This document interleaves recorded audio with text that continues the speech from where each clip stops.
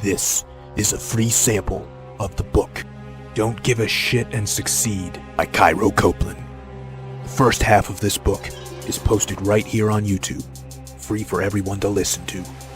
If you like this content and want to hear or read the rest, or want to listen to it free of ads, visit reinventideal.com/stoic. The book is available on Kindle, paperback, and Audible at reinventideal.com/.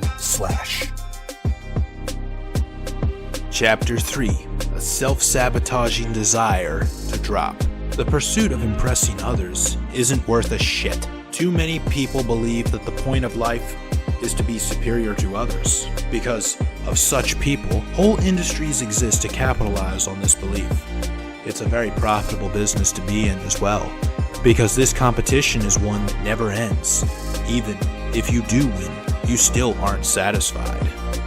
Originally, this chapter was going to focus entirely on materialism, but the root of materialism is really an urge to impress other people. Back in high school, I didn't really care about having cool shoes like Nike or Adidas. I was content with the Walmart brand shoes I had. But the other kids in high school kept making fun of me until I upgraded my footwear. I tried to put up with their insults indefinitely, but deep down, the peer pressure was beginning to bother me because one of the worst things for a kid to feel is unaccepted. I had hoped that they would find another kid to pick on or something else to make fun of. Like it was all a fad. The final nerve was struck when the girl I liked back then thought I was a loser for the shoes I wore. In my high school days, I was very ignorant about the male-female relationship and thought girls' opinions really mattered. So I caved and bought better shoes. But I didn't really want them. I only wanted the feelings associated with being approved of by the cool kids. And that's largely true of all material possessions today and countless things we waste good money on. Things like the latest iPhone, which costs you more in wasted time, Tesla, which isn't even good for the environment, expensive vacations to Europe, that's not all what it's cracked up to be, and the largest McMansion with rooms you never use but still have to pay for. Perhaps the greatest culprit to perpetuating this pissing contest is the poison of social media. Every one of my books eschews it for a reason. Every post you scroll past is carefully curated from another person's life with the subtext of saying, "Fuck you, look how much more awesome my life is compared to yours." Too much exposure to this contagious poison will have you becoming just as douchey. You know that girl that constantly posts poolside pictures of herself on Instagram with the caption, "My Monday"? The one that doesn't have a job but somehow is always on vacation? Her post is really saying, "Oh, fuck you, loser. You're at work. I don't have to be at work today because I'm like so awesome." Why expose yourself to that when all it will do is make you feel inadequate? I had once thought that with minimalism on the rise, materialism would be on the decline, but it's not. I know because the most profitable stocks I've ever owned were self-storage facility companies.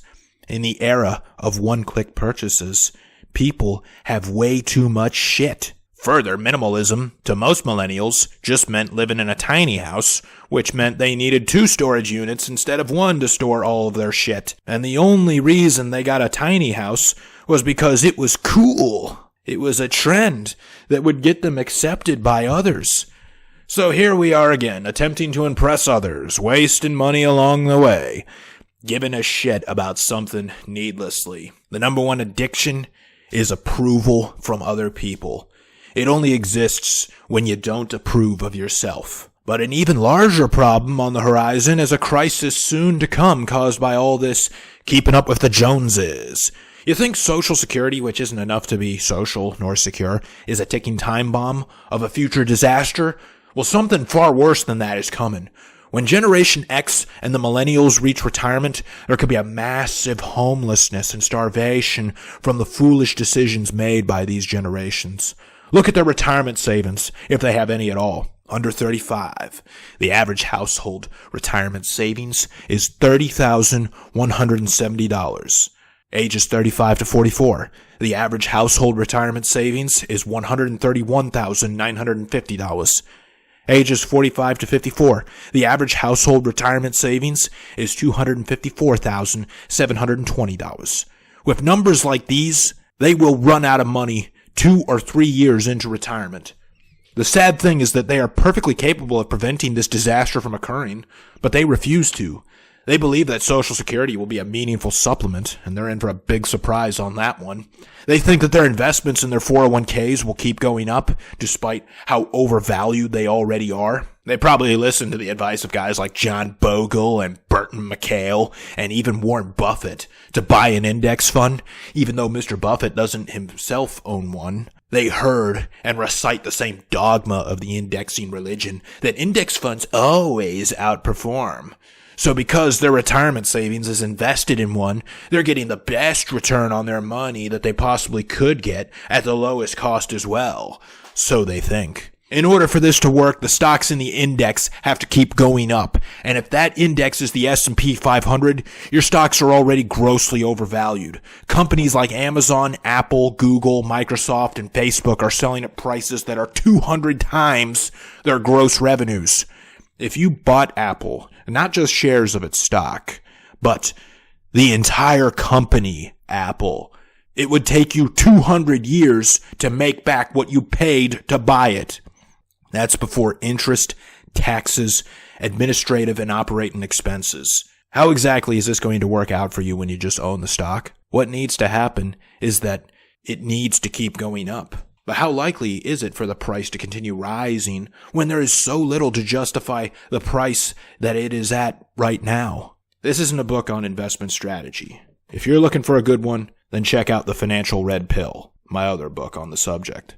The point is that what people think will help them stay afloat in retirement will not. But the main thing that will help them not only survive, but would even help them do so well that they could retire early is something we used to do so easily. Do without. Because people have become so undisciplined with their saving and spending, they will likely end up on the streets a few years after they stop working or never stop working at all. They feel they absolutely must have the sexiest smartphone.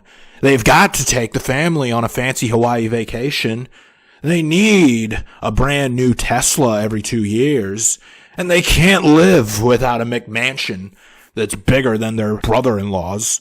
And what's really driving all these asinine purchases isn't a genuine desire to have these things. Like stated earlier, Tesla cars aren't even good for the environment. What compels people to piss away money on these things is to keep up with others and impress others. They see what other people have on their Facebook feeds and think to themselves, I should have that too, instead of saving their money for their futures. They justify to themselves, I make money to provide things for myself that make me happy. Why can't I have that happiness now? Why must I delay that happiness until retirement or some other future date? Because of the pain-pleasure principle. Any pleasure you have now will have to be paid for by pain later. Likewise, any pain accepted now will be compensated by pleasure in the future. But something magical happens to that future pleasure or pain. The more it's delayed, the greater it becomes. Specifically with money, the longer it's saved, the more it compounds. And compounded growth is what turns savers into millionaires. Similarly, deferred pain also compounds and becomes far more threatening and disrupting than it would have been if it had been taken earlier. Like ripping a Band-Aid off right away instead of trying to slowly peel it off. We've all experienced this one in high school as well. When you put off studying for a test longer, it is more agonizing when you finally do study, with a shorter window of time to develop retention between then and the actual test. The test will be more painful as well. There is no worse time to be poor than in old age.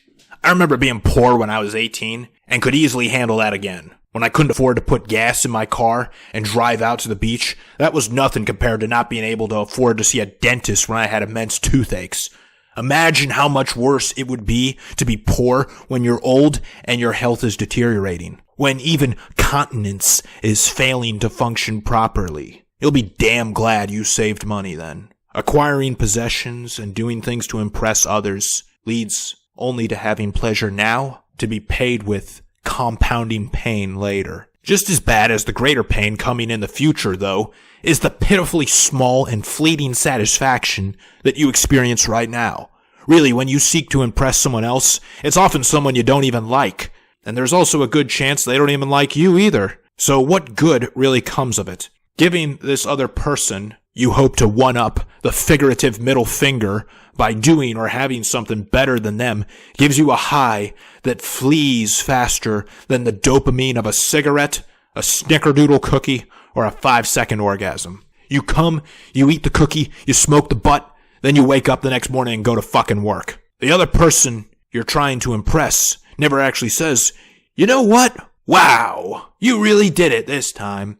I've got to say, I didn't think you could do it, but you did. You've impressed me. I'm so in awe of you. I wish I could be as cool as I think you are right now, but I have no choice other than to admit inferiority to you in this moment." Even if they did that, for how long would that make you happy? Probably 5 seconds. But consider the hours of effort and hundreds of dollars spent. Is that even a proportionate return on investment? Probably not. What about posting a picture of you doing or being something impressive on Facebook? At best, you'll get a few likes from it, maybe even a few comments. But you have to realize, unless you're a chick showing off your ass, people aren't going to worship you just for existing the way that simps worship e-thoughts online. And any recognition you get from others on social media is extremely shallow because the nature of social media relationships is shallow. My last day of using Facebook, I went through my friends list, and as I did, I could hear so many of them say the following: "I just wanted to let you know, if you're feeling down and need someone, I'll always be here for you." Only on Facebook, though. Don't call me or come to my house with that shit. If you posted a status update that was a live video stream of you dying on the sidewalk, do you really think any one of your friends that know you only through Facebook would stop scrolling and lift a finger to help you? Honestly, you're better off without social media all around. In my experience anyway, nothing good comes from it. I deleted my accounts after becoming thoroughly annoyed with seeing people post stuff about white privilege and male privilege. I wonder where those privileges were for me when I had to sleep in a storage unit for 6 months. Did my white skin and Y chromosomes give me any advantage in life? Well, there is one I can think of. Being a heterosexual white male makes you a punching bag on Facebook. And this is not me complaining, "Oh, poor me, I have it so hard." But scrolling through the feed, I read that apparently I'm a racist, a sexist, privileged oppressor, undeserving of all I've earned, and I want to keep women, blacks, and gays and trans people down in the shitter of squalor. Not being able to take the constant barrage of bullshit thrown at me, I gave up Facebook. I deleted the app and replaced it with Kindle. From then on, I spent my time on the toilet reading everything from Benjamin Graham to Cal Newport. As a result, I became more knowledgeable and effective at life. Thus, I moved up in the world faster. My career took off. Investments skyrocketed, and my business became a roaring success. So thank you to everyone on Facebook who regularly shits on straight white males. I couldn't have done it without you. I couldn't have become this amazing success without your hate. But what I really got from leaving social media was freedom. I promote the idea of pursuing fuck you money, and most people claim to want it, but it's not really the money they want. What they really want is the shit they can buy with it. And it isn't really the shit they want, but what the shit can do for them. Impress others. But money gives you something that no possession nor other person's approval can. Freedom. Just like the showing off in high school. What good does it really do for you? What benefit did that ever provide when you had the same shoes as the cool kids? Did it ever get you in with the cool kids? No. They probably ended up hating you more, because they never really wanted you to be one of them, nor did they ever care about the shoes. They just wanted to pick on you for not having something so they could feel better about themselves. In seeing someone else have less or supposedly be lesser, they felt better. It was also so validating for them to see you go out of your way to acquire something you didn't want before to win their approval. But just like how a hot girl loathes a simp that tries to impress her, these cool kids end up hating you more than they did before you cared about impressing them. And so too did your lesser friends that you left behind while embarking on your quest to become a cool kid. Stop giving a shit about impressing other people.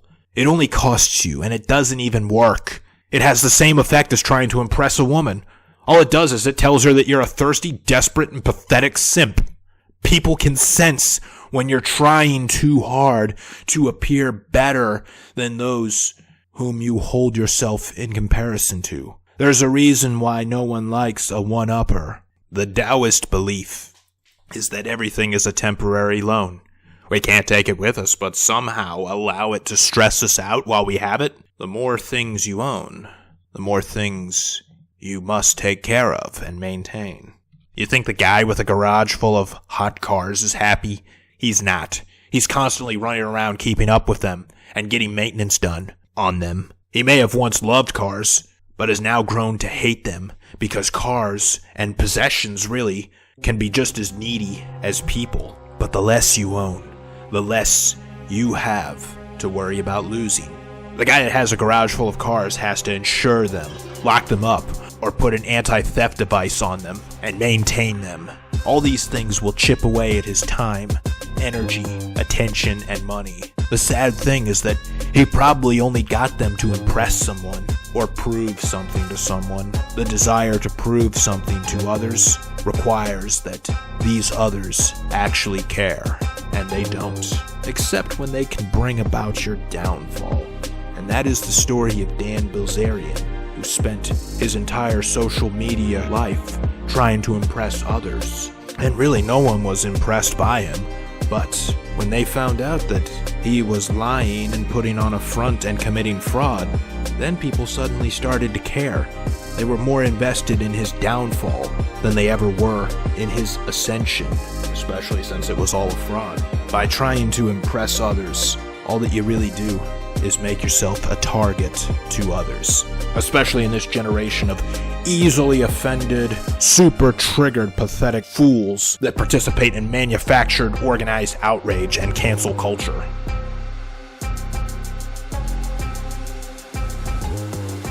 Thank you for listening to this free sample of the book Don't Give a Shit and Succeed by Cairo Copeland.